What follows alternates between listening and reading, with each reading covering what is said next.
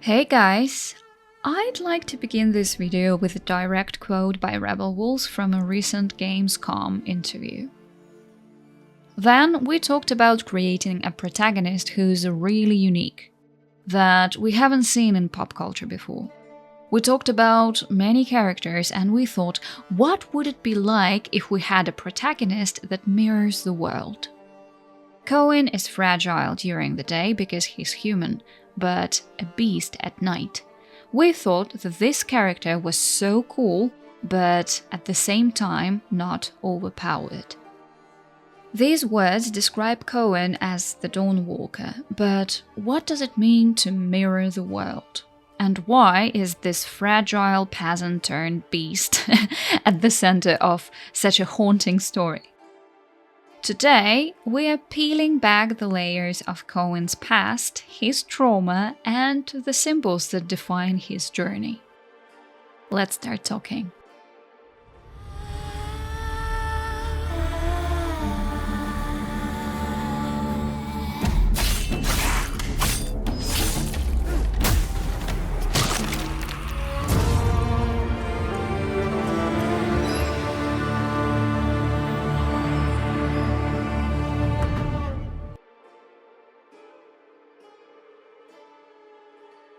Coen was born into hardship. The eldest of 4 siblings in a poor peasant family, he had no luxury of dreams. We can assume that while other children played in the fields, the children who were wealthy at some point had some extra time to explore their childhood, he worked in the silver mines beside his father. And even then, he was different. Intelligent, curious, always gazing beyond the valley, he dreamt of adventures and of leaving the endless cycle of chores and obligations. But he never did. Coen knew his family's survival depended on him. The mines held him like a chain. This is the paradox of his youth, a boy longing for freedom yet bound by genuine love and duty. In the cinematic trailer for The Blood of Dawnwalker, we first meet Coen in a desperate attempt to save his sister Lunka. Amid a plague-ravaged village, Coen faces a grim reality. The local authorities, fearing the spread of the disease, have condemned all of the sick, including Lunka, to death.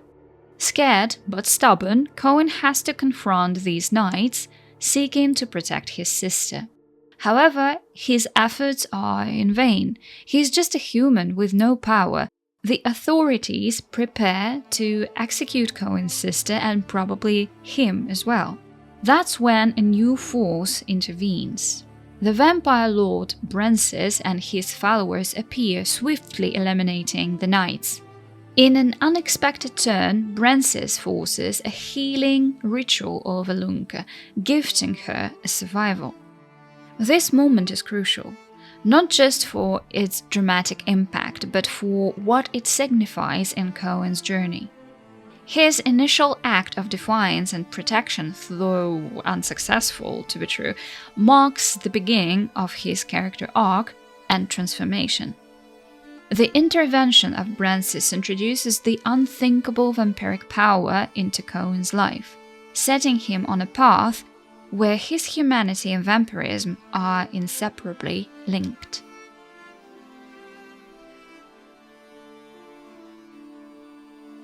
Even though we have little information from observing the cinematic trailer and also some description of his character, we can understand one of the crucial things about his character.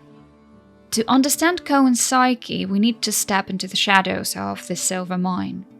For him, family responsibility wasn't warmth, it was a heavy weight that pushed the message, your life is not yours.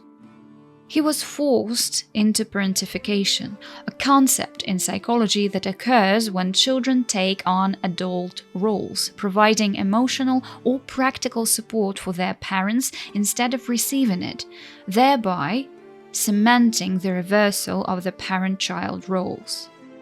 Psychologically, Coen embodies 3 archetypes from Carol Pearson's system that I typically use for my analysis. The first one is the caregiver, self-sacrificing, devoted to protecting siblings and parents. The second is the seeker, restless, yearning for a world beyond the valley. And the third is the warrior, forged when vampiric power finally gave him the strength to fight his fate. But these archetypes aren't neatly separated.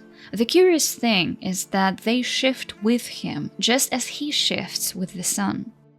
By day, he is the fragile caregiver carrying the family's burdens. By night, the warrior awakens as a predatory primal creature. And deep within, the seeker still longs to reconcile the two halves into something whole.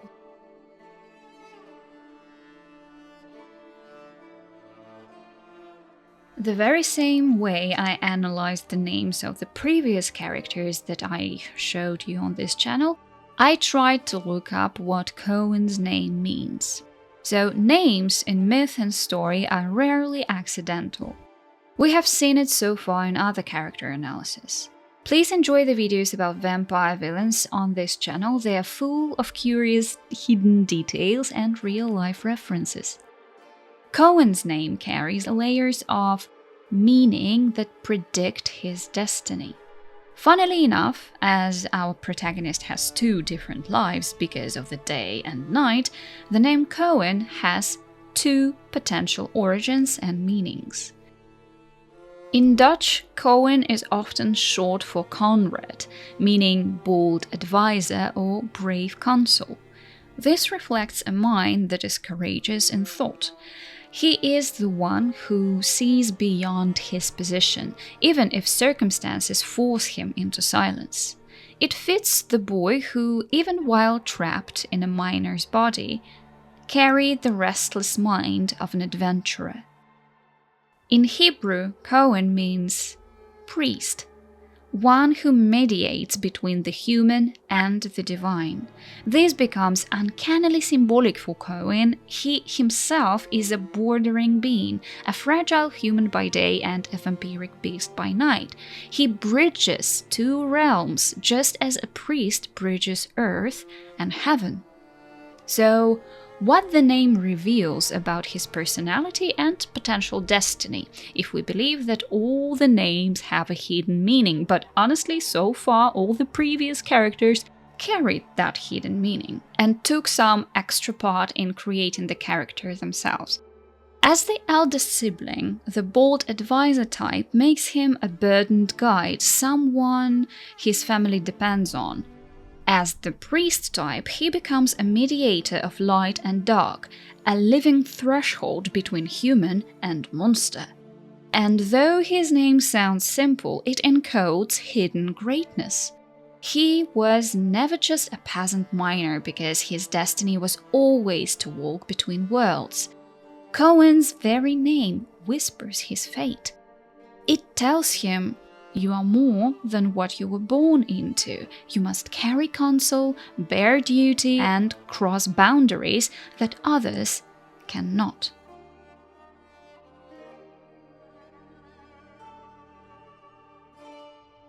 We know that every great protagonist carries more than weapons, relics, or potions. They hold symbols that define them. Coen's sword and brooch provide an exceptional interest for his character. If you have a closer look, there is the inscription Peregrini Aurorae, Pilgrims of the Dawn. This phrase is not just a motto, it's a reflection of Coen himself.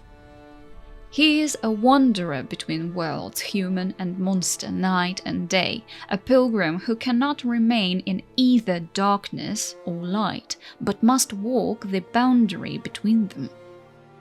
The dawn is a halfway mark. It's neither night nor day, just as Coen is neither holy man nor holy beast. His artifacts are reminders that his journey is not a conquest, but a pilgrimage. But perhaps the most haunting symbol of all is found not in steel, but in his veins. Silver. Silver was Coen's curse. The mines poisoned his body, filled his lungs, scarred his skin, etc., etc. So for years, it was the weight that chained him and the suffering he longed to escape.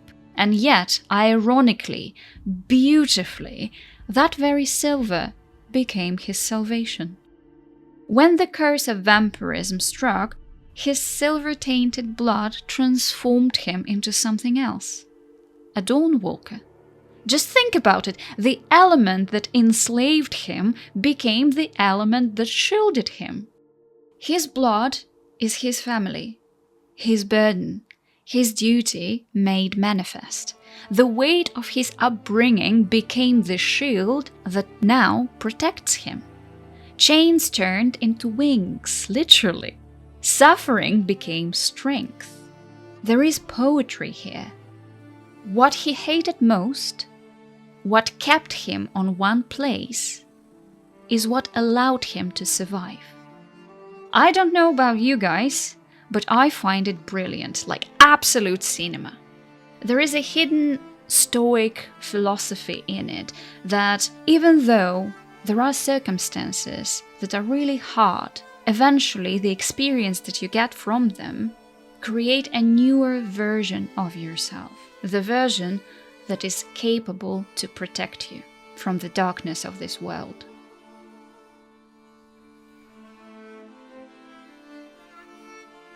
What I like the most about his character arc is the simplicity of it that is understandable to everyone in this world.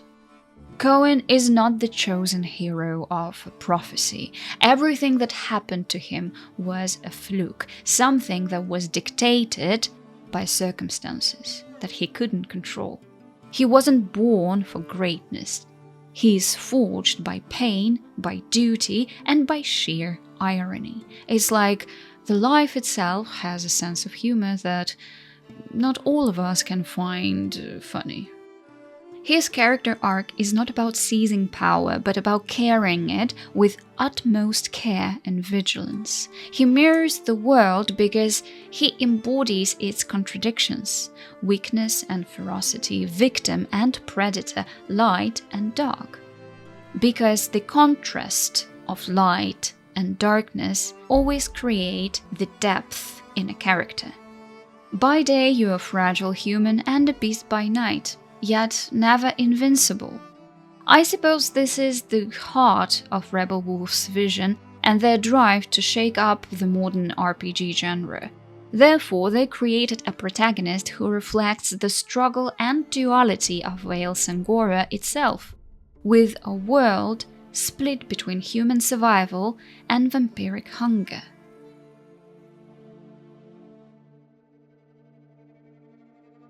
Alright guys, let's start the discussion.